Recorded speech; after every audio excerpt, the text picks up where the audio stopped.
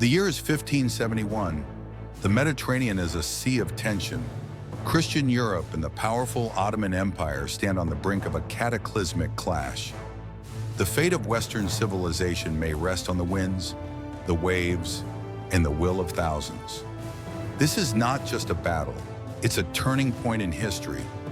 This is the Battle of Lepanto.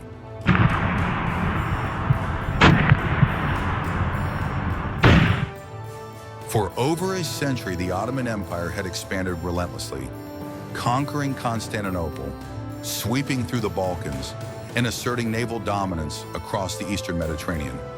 With control of Cyprus and access to North Africa, they threatened to choke Europe's trade and influence. Under Sultan Selim II, their next step was clear: total control of the sea.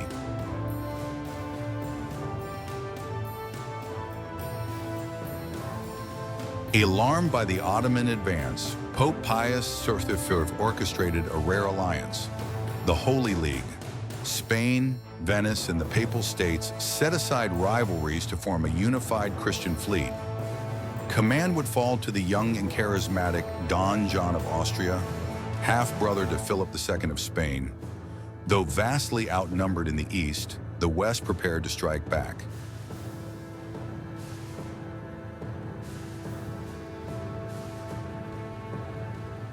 Two enormous fleets were readied.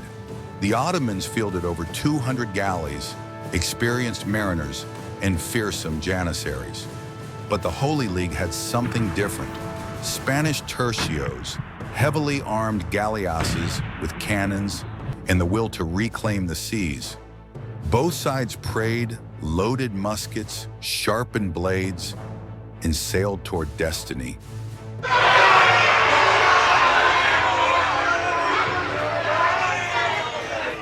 On the morning of October 7th, 1571, the Gulf of Patras shimmered beneath a rising sun. The two fleets met near Lepanto. The Holy League arranged in a crescent formation, galleasses leading. The Ottomans, under Ali Pasha, struck fast and hard. The sea exploded in thunder. Cannons roared. Galleys collided. Boarding parties leapt from deck to deck in brutal hand-to-hand combat. Blood stained the waters. In the center, Don John clashed with Ali Pasha himself.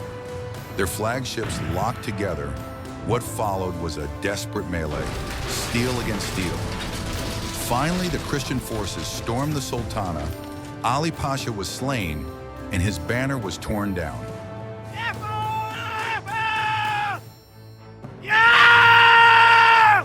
The result was staggering.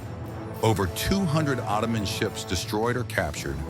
More than 20,000 Ottoman soldiers and sailors were killed or captured. The Holy League had lost ships and men, but the Ottoman myth of invincibility was shattered. It was the first major victory for European forces against the Ottoman Navy. A psychological and strategic triumph.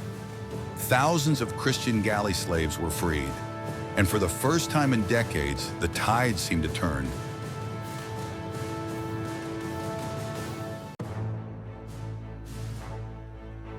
Lepanto did not end the Ottoman Empire, but it ended their unchallenged dominance at sea. The battle inspired art, poetry, and pride across Europe. Miguel de Cervantes, author of Don Quixote, fought and was wounded there, calling it the greatest occasion the world had seen for centuries. Today, Lepanto reminds us that courage, unity, and conviction can hold the line against overwhelming odds. The sea still whispers of that day, when oars beat in rhythm with history itself. If you enjoyed this journey through history, don't forget to like, subscribe, and explore more epic moments on Nothing But History, because the past still speaks, and it's worth listening.